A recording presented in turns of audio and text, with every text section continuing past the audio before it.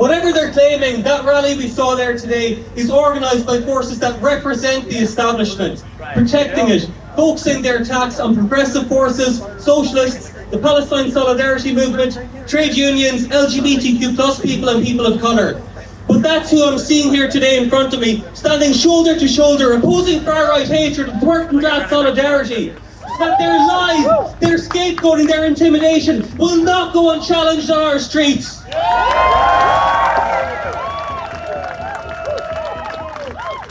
The civil rights leader Malcolm X said you can't have capitalism without racism. That means that capitalism needs to keep the working class divided, to keep us from uniting and overthrowing their system that exploits us and robs us every day of our lives, as our living standards, our public services, our communities and our environment are sacrificed on the altar of profit.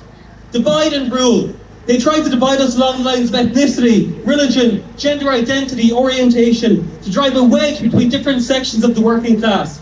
And the best tool they've got for that is marching down towards City Hall right now. They say they're for the working class. They say they want to protect women and children. They want an end to the housing crisis. But look at the people that they praise. Donald Trump, a corrupt oligarch who's been a corrupt billionaire oligarch who's been found liable for rape. Conor McGregor, millionaire businessman, also guilty of rape.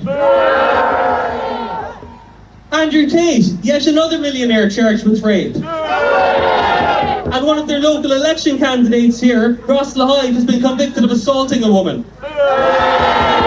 They don't want to protect women, they want to control them, turn back the clock and take away hard-won rights, like the right to choose and the right to divorce. That directly serves the needs of the system, since it relies so heavily on women being burdened with the majority of domestic work, cooking, cleaning, child rearing and care. That unpaid domestic work is worth $10.8 trillion a year. Labour that regenerates the workforce for capitalism, enabling the worker exploitation that makes their profits. There is a danger to women in this country. We have an epidemic of gender-based violence, but it's been driven by the far right and their toxic masculinity, where being a man means you have to be macho, aggressive and violent and treat women like your property. The far right don't protect women, they are a threat to women.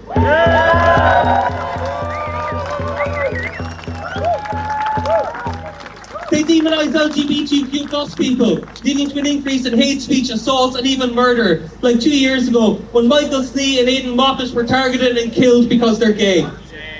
Trans and non-binary people in particular are singled out for horrific abuse from the far right. They want them stripped of all rights and to deny them their very existence. And this has given right-wing governments the confidence to move forward with harmful anti-trans legislation like the UK blocking puberty blockers and the recent ruling that trans women aren't women.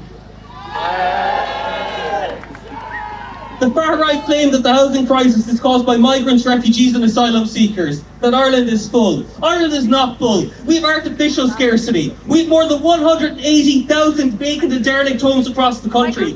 700 of them are within 2 kilometres of where we're standing right now. And why are they empty? Because it's more profitable. Property prices are at a record high, and the millionaires, the billionaires, the vulture funds and landlords who own them, they keep them empty to hoard them for speculation as prices soar ever higher. On top of that, they keep the supply of housing low so they can keep rents high and increase them every year. The government parties, Fianna Fáil and Fine Gael, are facilitating this profiteering. Both parties are funded by corporate landlords and vulture funds. A lot of their TDs are landlords too. So they are completely dependent on and beholden to the capitalists who are making a fortune of the misery and suffering caused by the crisis. That, along with the government's failure to properly provide for asylum seekers and refugees and consistent underfunding of public services in working class areas, has given the far right the opportunity to step in, whip up racist sentiment and build a base for themselves.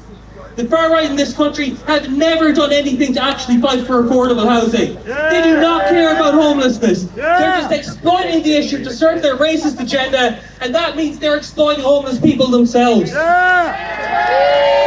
They even defend landlords, and they were against the winter eviction ban being lifted. So it's no surprise that one of the speakers they have today is a landlord. He's making a profit off the devastation that the housing crisis is inflicting on working class communities and has a vested interest in keeping it going.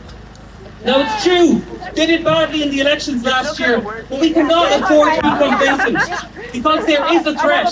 Some far-right forces in other countries that started off small have since taken power, and that's led to a loss of rights, targeting of marginalised people, and ruled by and 4 billion oligarchs.